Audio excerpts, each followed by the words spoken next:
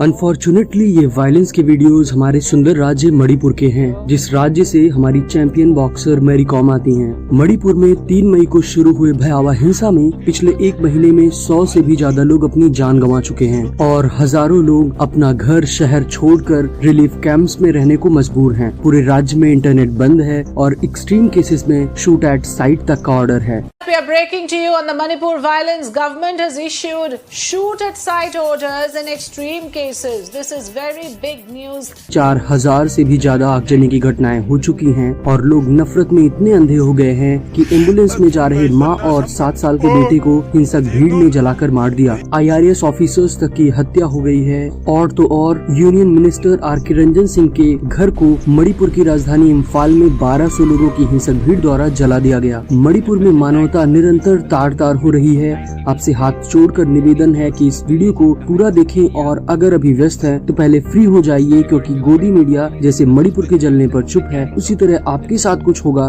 तो ऐसे ही सच छुपाया जाएगा। ये हिंसक संघर्ष मुख्यतः मैती और कुकी नागा ट्राइब्स के बीच का संघर्ष समझा जा रहा है, क्योंकि मैती समुदाय के लोगों ने 2012 में मणिपुर हाई कोर्ट में मैती कम्युनिटी को ST स्टेटस दिलाने के लिए पिटीशन लगाई थी, जिस पर पिछले दिनों हाई कोर्ट ने मैती को ST स्टेटस देने पर सरकार को विचार करने को कहा था। इससे कुकी तथा नागा ट्राइब्स के लोगों में जल जंगल जमीन पर अधिकार को लेकर भय व्याप्त होने लगा। इसी के आसपास अप्रैल 2023 में 3 चर्चेस को कथित इलीगल कंस्ट्रक्शन के नाम पर तोड़ा गया था उस मणिपुर राज्य में, जहां 41% से ज्यादा पॉपुलेशन क्रिश्चियन है। इन घटनाओं के बाद ATSUM यानी all tribal students union Manipur ने एक पीस मार्च निकाला, जिसमें फैली अफवाह आज भी मणिपुर को जलाने का काम कर रही है।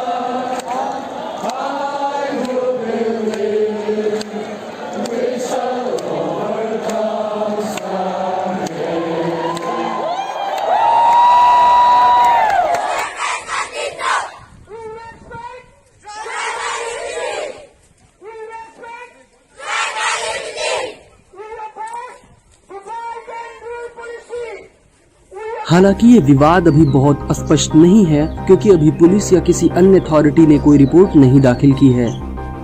तो हम इस वीडियो में सभी पक्षों की चर्चा करेंगे। दोस्तों, पहले मणिपुर राज्य को समझते हैं। मणिपुर बहुत डाइवर्स स्टेट है, जहां अलग अलग धर्म और मान्यता वाले लोग रहते हैं। इस राज्य की ऑफिशियल लैंग्वेज मैती है, जो कि राज्य के 53% लोगों की मातृभाषा है। यहाँ समझने की जरूरत है कि मैती कोई रिलीजन नहीं, बल्कि एक एथनिक ग्रुप है जिसमें हिंदू क्रिश्चियन जैसे बहुत धर्म हैं। लेकिन मैती लोग मोस्टली हिंदुइज्म को फॉलो करते हैं। मणिपुर स्टेट की बात करें तो 2011 सेंसस के अनुसार यहाँ की 41.39% पॉपुलेशन हिंदू है, 41.29% पॉपुलेशन क्रिश्चियन है और शेष भाग में बाकी धर्म हैं। अन्य एथनिक ग्रुप्स जैसे कुकी और नागा करीब 40% लोगों को रिप्रेजेंट करते हैं। मैती पॉपुलेशन जो कि मोस्टली इम्फाल वैली में कंसंट्रेटेड है, वहीं कुकी नागा ट्राइब्स जो कि मोस्टली क्रिश्चियनिटी फॉलो करते हैं, वे रूरल हिली एरियाज में फैले हुए हैं। अभी हमें नहीं पता कि कौन सही है और कौन गलत, इसलिए दोनों पक्षों को समझने की कोशिश करते हैं।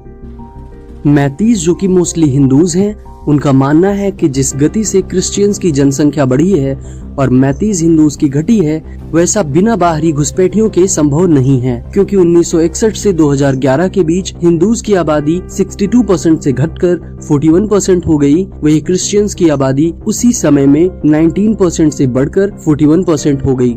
इसके अलावा मैतीज का ये भी मानना है कि कुकी नागा ट्राइब्स की इतनी तेजी से आबादी बढ़ने के कारण उनके पास जमीन कम होती जा रही है, क्योंकि लोग गलत तरीके से घाटी की जमीनों पर कब्जा कर रहे हैं। मैती लोग की भले ही राज्य में 53% पॉपुलेशन है, लेकिन इनके पास राज्य की केवल 10% जमीन है। मैतीज का ये भी मानना है कि घुसपैठियों के बढ़ जाने के कारण राज्य में पॉपी प्लांटेशन भी बढ़ चुकी है, जिससे ड्रग्स का जहर राज्य को खोखला कर रहा है। इसी सब के चलते STDCM यानी scheduled tribe demand committee Manipur वर्ष 2012 में हाई कोर्ट जाती है कि मैतीज को ST स्टेटस दिया जाए, जिससे उनके अधिकारों और भविष्य को काफी हद तक सेफगार्ड किया जा सके। डियर फ्रेंड्स, आगे बढ़ने से पहले रिक्वेस्ट है, वीडियो को लाइक, चैनल को सब्सक्राइब करें, क्योंकि ऐसी डिटेल खबर गोदी मीडिया आपको नहीं दिखाने वाला है। इससे पहले कि कुकी और नागास के बारे में हम बात करें, आप कमेंट करके बताइए कि कैसे हम इन हिंसात्मक घटनाओं को रोक सकते हैं। दोस्तों, कुकी और नागा ट्राइब्स जो कि मोस्टली हिली एरियाज में रहती हैं, उनका मानना है कि कुकीज और नागास का पहले ही लगभग हर क्षेत्र में मैतीस की तुलना में रिप्रेजेंटेशन काफी कम है। उनका मानना है कि कुकीज और नागास का पॉलिटिकल रिप्रेजेंटेशन कम है। ऐसे ही जॉब्स में, बिजनेस में भी कुकीज नागास का परसेंटेज शेयर काफी कम है। ऐसे में इस ग्रुप का मानना है कि उनके पास एक एसटी स्टेटस ही है जिससे वे मैतीस के सामने खुद को इक्वल फील कर सकते हैं। कुकी नागास का कहना है कि मैतीस के पास पहले से ही ओबीसी स्टेटस है, फिर उन्हें एसटी स्टेटस क्यों चाहिए? आखिर हम कहां जाएंगे? तो दोस्तों, वीडियो में आगे बढ़ने से पहले आपसे सवाल है कि आपको क्या लगता है, कौन सही कह रहा है और कौन गलत? कमेंट करके बताइए। अनफॉर्चुनेटली मुझे शर्म आती है क्योंकि जब 3 मई 2023 से मणिपुर जलने लगा था, जब चारों ओर कोहराम था, तब बीजेपी के प्रधानमंत्री कम सांसद नरेंद्र मोदी कर्नाटक में बजरंगबली के नाम पर वोट मांग रहे थे। दोनों हाथ ऊपर करके मेरे साथ बोलिए, बजरंगबली की, बजरंगबली की, बजरंगबली की। ऐसा इसलिए कहना पड़ रहा है क्योंकि अगर देश के पास खुद का प्रधानमंत्री होता तो कम से कम शांति की एक अपील तो करता। अपील तो दूर की बात, हफ्तों तक देश का गृह मंत्री भी बीजेपी पार्टी के साथ तो वफादारी दिखाता है, लेकिन जिस जनता ने पद दिया उसी से गद्दारी किया। मणिपुर राज्य में नरेंद्र मोदी के मन की बात कार्यक्रम का जगह जगह विरोध हो रहा है, लेकिन गोदी मीडिया कुछ नहीं दिखा रहा।